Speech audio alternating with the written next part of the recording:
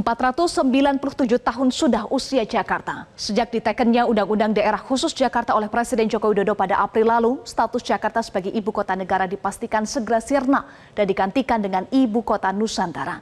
Lalu bagaimana Jakarta dikenang dan bagaimana nasib Jakarta ke depannya? Berikut kita simak liputan Andre Septian dan juru kamera Ridwan Bima. Di usia ke-497, Jakarta menjadi kiblat kemajuan pembangunan dan perekonomian nasional.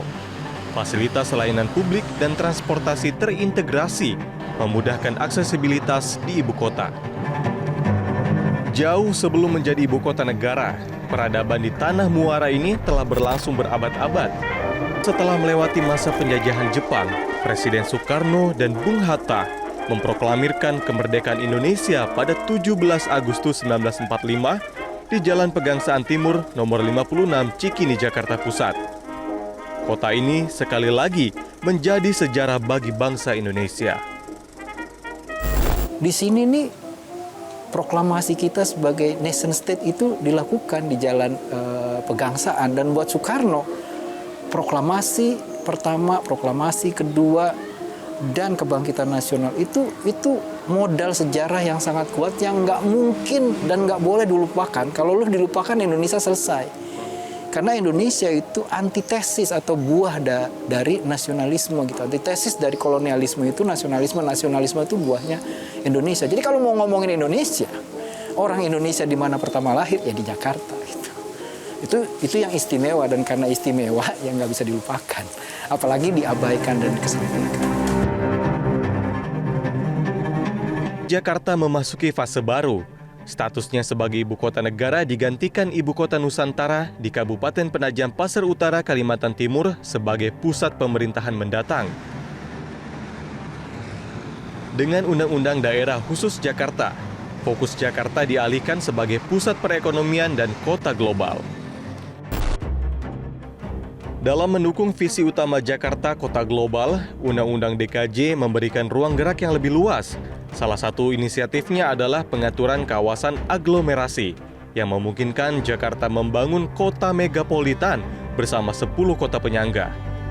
Sinkronisasi di antara kawasan aglomerasi nantinya akan mencakup sejumlah aspek, mulai dari transportasi, pengelolaan sampah, hingga penataan ruang. Membangun Jakarta tidak bisa dijalankan sendirian. Nah, di sini kuncinya adalah kawasan aglomerasi tadi mempunyai 3 hal. Satu, penyusunan rencana induk yang terintegrasi ya antara Jakarta dengan Bodetabek. Artinya ada penyelarasan bagaimana rencana tata ruangnya, RT RW dan RDTR-nya menyatu.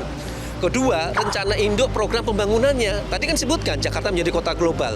Bagaimana pemerintah Bodetabek itu juga sejalan mendukung mewujudkan kota Jakarta menjadi kota global tadi. Yang ketiga, yang tidak kalah penting, yaitu pembagian kewenangan dan pendanaan ataupun anggaran yang jelas antara pemerintah pusat, pemerintah provinsi DKI, daerah khusus Jakarta, Banten, dan Jawa Barat kan saling terkait, dan anggaran APBD kota kabupaten di Bodetabek. Apapun yang terjadi, Jakarta tetaplah bagian sejarah terpenting perjalanan bangsa Indonesia. Jakarta dipilih menjadi ibu kota bukan karena penjajah, namun karena sejarah yang panjang dan juga letak yang strategis. Sebentar lagi Jakarta purna tugas sebagai ibu kota.